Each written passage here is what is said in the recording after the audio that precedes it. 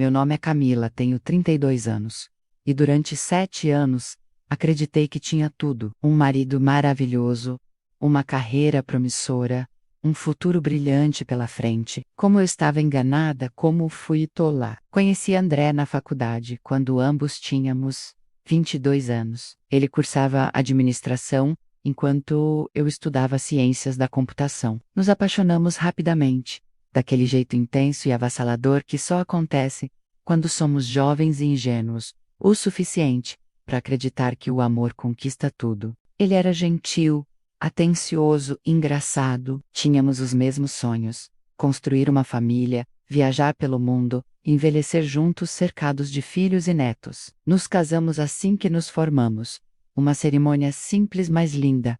Apenas família e amigos próximos. Eu usava um vestido branco modesto, que minha mãe havia ajudado a escolher. E André chorou quando me viu entrando na igreja. Você é a mulher mais linda do mundo, ele sussurrou quando nos encontramos no altar. E eu acreditei.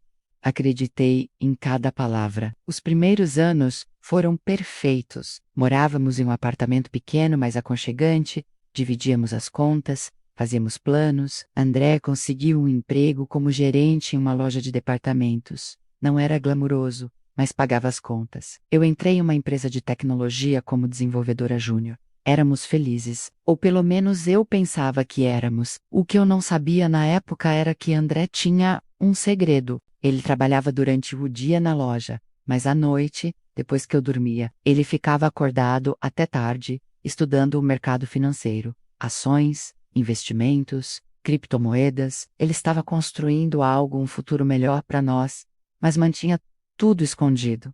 Queria me surpreender, disse ele depois. Queria esperar até ter certeza de que daria certo. Enquanto isso, eu focava obsessivamente na minha carreira. A empresa onde trabalhava era competitiva, dinâmica, cheia de oportunidades para quem estivesse disposto a se dedicar. E queria provar meu valor, mostrar que merecia estar ali. Fazia horas extras, levava trabalho para casa, participava de todos os projetos importantes. André nunca reclamou. Estou orgulhoso de você, ele dizia, beijando minha testa quando eu chegava em casa, exausta. Mas a verdade é que eu estava me distanciando dele, lenta, gradualmente, sem nem perceber. As conversas sobre ter filhos foram ficando cada vez mais raras. Vamos esperar mais um pouco, eu dizia sempre, só até eu conseguir aquela promoção, só até estabilizar minha posição na empresa. Sempre havia uma desculpa, sempre um motivo para adiar. Foi há 2 anos que conheci Leonardo. Ele era diretor de inovação da empresa, 38 anos, bem-sucedido, carismático, tinha aquele tipo de presença que dominava qualquer sala. Quando ele começou a me notar, a elogiar meu trabalho, a me incluir em reuniões importantes, senti algo que não deveria ter sentido. Validação, importância, poder. A primeira vez que ficamos até tarde trabalhando juntos em um projeto, tomando vinho em seu escritório, eu sabia exatamente o que estava acontecendo. Eu não era ingênua. Vi a forma como ele me olhava, senti a tensão no ar e não fiz nada para impedi-lo. Quando ele se aproximou e me beijou. Deveria ter parado ali, deveria ter voltado para casa, para meu marido fiel que me esperava, e esquecido aquilo, mas não fiz. Voltei no dia seguinte. E no outro. E no outro. Durante um ano inteiro mantive um caso com Leonardo, convencendo-me de que era apenas físico, que não significava nada, que eu ainda amava André, mas, ira menteira, eu havia me apaixonado pela ideia de Leonardo, pelo que ele representava. Sucesso, sofisticação, uma vida que eu achava que merecia. André, com seu trabalho humilde na loja de departamentos, começou a me parecer pequeno. Eu havia mudado, ou talvez sempre tivesse sido assim, e apenas deixei a máscara cair. O pior é que André continuava sendo perfeito. Ainda me preparava café da manhã nos finais de semana. Ainda perguntava sobre meu dia. Ainda falava sobre nossos planos de ter filhos. E eu mentia. Toda santa noite, eu mentia. Dizia que estava trabalhando até tarde, quando estava nos braços de Leonardo. Dizia que estava cansada demais quando ele tentava me tocar. Construí uma parede entre nós, tiolo por tiolo, mentira por mentira. A empresa onde trabalhava organizava uma festa de final de ano Todo mês de dezembro era sempre um evento grandioso, em um salão luxuoso, com comida cara e bebida liberada. André sempre me acompanhava, educado e tímido, tentando conversar com meus colegas, mesmo sabendo que não se encaixava naquele mundo. Naquele ano, eu não queria que ele fosse. Inventei desculpas. Disse que seria entediante, que ele não se divertiria, mas ele insistiu. Quero estar com você, ele disse, sorrindo. Além disso, quero ver minha esposa brilhante e receber todos aqueles elogios que merece.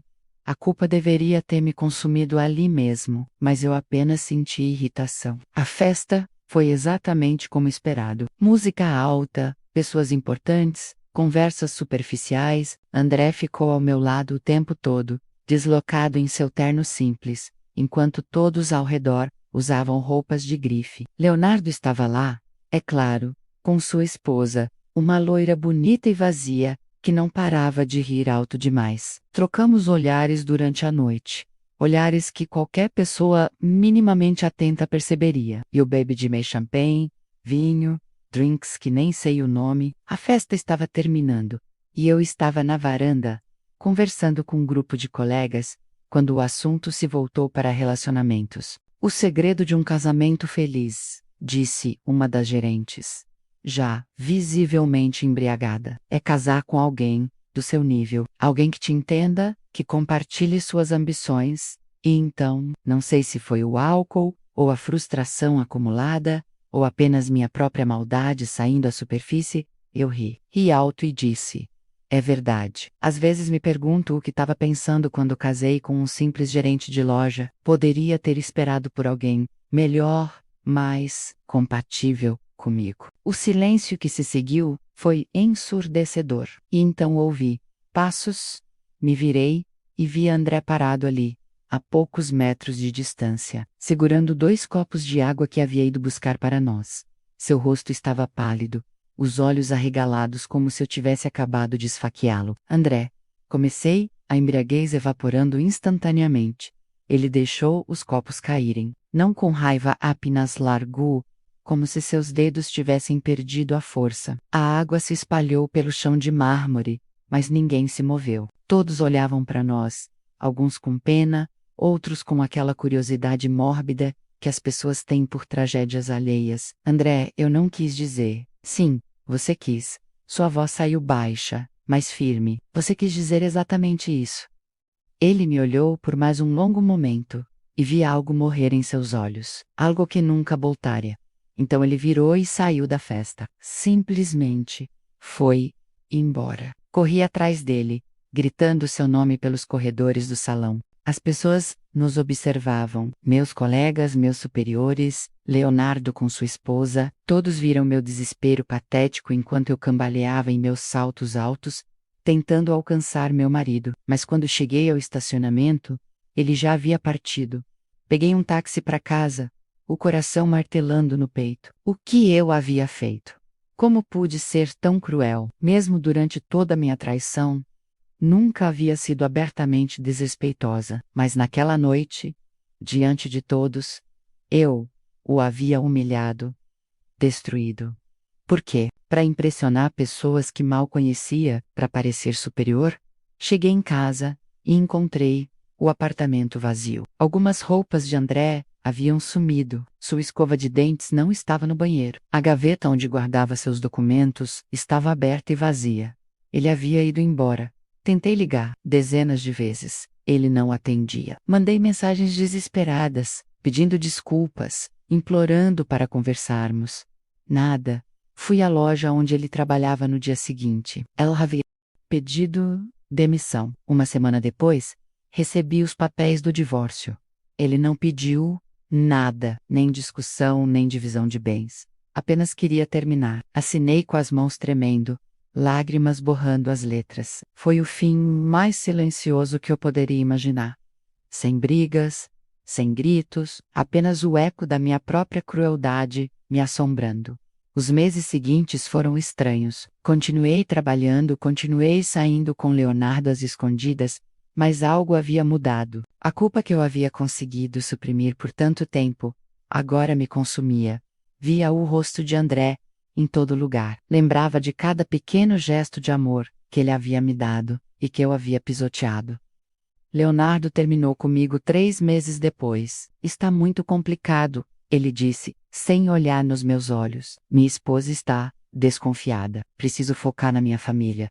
Então era isso. Eu havia destruído meu casamento por um homem que nunca teve intenção de deixar o dele. Foi 6 meses após o divórcio que as coisas realmente desmoronaram. Cheguei no trabalho em uma segunda-feira comum e percebi que algo estava diferente. Pessoas me olhavam de forma estranha, sussurrando quando passava. Minha gerente me chamou em sua sala. Houve mudanças na estrutura da empresa, ela disse, parecendo desconfortável. Fomos adquiridos por um novo grupo de investidores. Haverá reestruturação em todos os departamentos. Ok, responde, confusa. E o que isso significa para mim? Você foi rebaixada, volta para desenvolvedora júnior?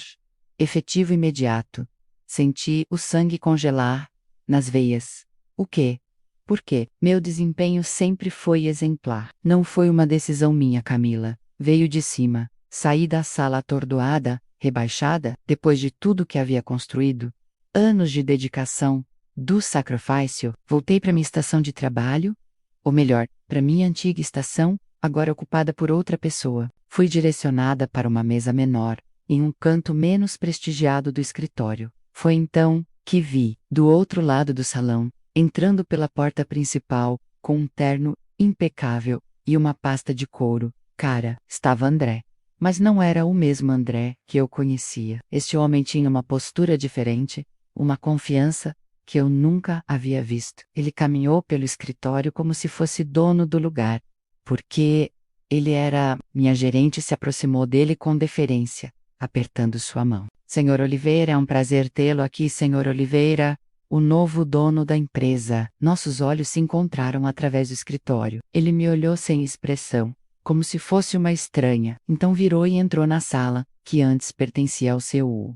Descobri depois, através de fofocas de corredor, toda a verdade. André havia estado investindo no mercado financeiro durante anos, discretamente, inteligentemente, acumulando capital. Quando nos divorciamos, ele vendeu todas as suas ações e usou o dinheiro para adquirir participação majoritária na empresa onde eu trabalhava. Minha empresa, a empresa pela qual eu havia destruído nosso casamento. Ele voltou não por vingança, mas para seguir em frente. Demitiu Leonardo. Uma semana depois, descobri que ele tinha envolvimentos inapropriados com outras funcionárias também. Reestruturou toda a empresa, trouxe novos gestores, implementou políticas rigorosas de ética profissional. Quanto a mim, fui rebaixada como um recado claro. Eu não era especial, não era indispensável, era apenas mais uma funcionária que havia tomado péssimas decisões. Continuei trabalhando ali por orgulho puro, não podia simplesmente pedir demissão, não, depois de tudo. Então, aguentava. Via André ocasionalmente nos corredores, sempre acompanhado de sua nova assistente executiva, uma mulher inteligente e bonita, chamada Beatriz. Eles pareciam próximos, confortáveis um com o outro. Foi um ano depois que vi o anel. Beatriz estava usando uma aliança de noivado discreta, mas bonita. Meu coração afundou. Perguntei casualmente a uma colega, e ela confirmou. André havia pedido ela em casamento. Estavam planejando uma cerimônia íntima apenas com família próxima. Na semana seguinte, André me chamou em seu escritório. Meu coração disparou. Era a primeira vez que falávamos desde o divórcio. Camila, ele disse, sua voz profissional, distante. Queria informar pessoalmente que estou me casando. Beatriz e eu estamos esperando um bebê. As palavras me atingiram como um trem, um bebê. Ele ia ter o filho que sempre quis, com outra mulher. A família que deveria ter sido nossa. Parabéns, consegui murmurar, minha voz saindo estrangulada. Obrigado. Ele fez uma pausa. Também queria que soubesse que não há ressentimento de minha parte. O que aconteceu, aconteceu. Seguimos em frente? Ambos, espero que você encontre sua felicidade também. Não havia raiva em sua voz, nem mágoa. Apenas, nada, indiferença completa. E isso doeu mais do que qualquer insulto poderia doer. André, disse, lágrimas queimando meus olhos. Eu sinto muito por tudo. Você merecia muito mais do que eu te dei. Ele me olhou por um longo momento, Sim, eu merecia, mas está tudo bem. Agora, encontrei quem realmente me valoriza. Saí do escritório dele e chorei no banheiro por 1 hora. Chorei pelo homem bom que havia perdido, pela vida que jogamos fora, pela pessoa horrível que me tornei. Toda a minha ambição, todo o meu orgulho, toda a minha arrogância, menos, e para quê? Para acabar sozinha, rebaixada, assistindo o homem que destruiu e construiu a vida que sempre quis, com outra pessoa. O casamento de André e Beatriz aconteceu 6 meses depois. Não fui convidada, obviamente, mas vi as fotos que circularam discretamente pelo escritório. Ele estava radiante, ela estava grávida de 6 meses, linda, em seu vestido de noiva adaptado. Eles pareciam completos. Felizes de verdade. Ano depois, nasceu Sofia, uma menina linda de olhos claros, como o pai. André trouxe fotos para o escritório, orgulhoso, distribuindo charutos. Todos parabenizaram. Eu fiquei no meu cantinho, observando de longe o homem que poderia ter sido pai dos meus filhos, celebrando sua paternidade com outra mulher. Hoje, 3 anos após tudo ter desmoronado, ainda trabalho na mesma empresa. Nunca fui promovida de volta. Nunca recuperei o que perdi. André continua sendo o dono, um líder respeitado e justo. Beatriz deixou a empresa para cuidar de Sofia e agora estão esperando o segundo filho. Um menino, ouvi dizer, às vezes os vejo no estacionamento. André colocando a cadeirinha de Sofia no carro, enquanto Beatriz, grávida novamente, Sori ao lado. Eles parecem uma propaganda de família perfeita. E são, apenas, não é a família que deveria ter sido minha. Aprendi, da forma mais dolorosa possível, que algumas escolhas não têm volta, que humilhar quem te ama, trair quem confia em você, jogar fora algo precioso por ambição, vazia, menos. Essas coisas deixam cicatrizes permanentes, não em quem você machuca. Eventualmente eles se curam e seguem em frente. Mas em você, as cicatrizes ficam em você. André encontrou seu final feliz, uma esposa que o valoriza, filhos que ele sempre quis, sucesso nos negócios. Ele merecia tudo isso. Sempre mereceu. Quanto a mim, aprendi que ambição sem caráter é apenas vaidade. Que sucesso sem integridade é vazio. Que você pode subir o mais alto possível na carreira, mas se destruir as pessoas que te amam no caminho, estará subindo sozinha. E solidão no topo é ainda solidão. O preço da minha ambição foi tudo que realmente importava. E agora, observando de longe a vida que joguei fora, entendo que alguns preços são altos demais para pagar, mas você só percebe isso quando já é tarde demais para recuar. André me deu o que eu merecia. Não vingança, não ódio, apenas indiferença e a chance de assistir, de longe, a felicidade que poderia ter sido minha se eu tivesse sido uma pessoa melhor. Essa é minha história. A história de como destruí o único homem que realmente me amou e como ele se ergueu das cinzas que deixei para trás e construiu algo lindo, sem mim. E eu mereço cada segundo dessa dor.